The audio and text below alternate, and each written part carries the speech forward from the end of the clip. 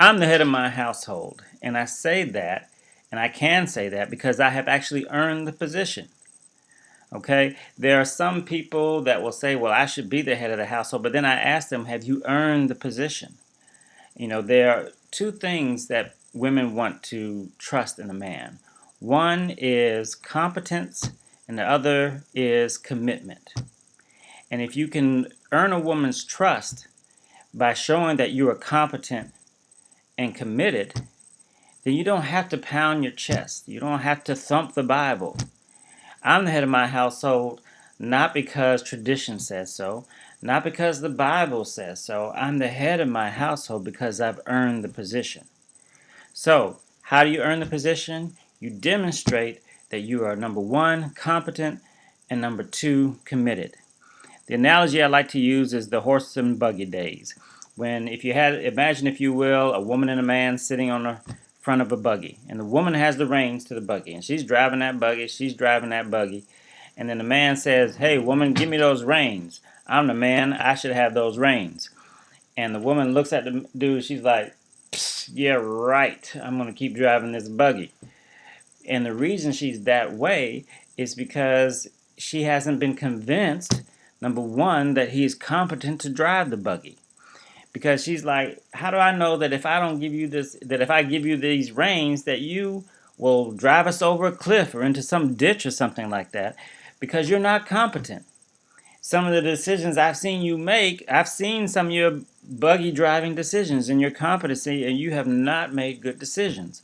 And when you don't make good decisions, you haven't demonstrated competency, then a woman feels that it would be foolish to hand the reins over to you. So, number one, she needs to know that she can trust that you make good decisions, that you are competent, and that you can take care of her and her offspring that are in the back of the buggy. Number two, a woman needs to know that she can trust you. That if she does hand over the reins to you, that when she goes in the back of the buggy to lay down with the kids, that she won't wake up. And when she wakes up, she looks around and she sees all these other kids around her.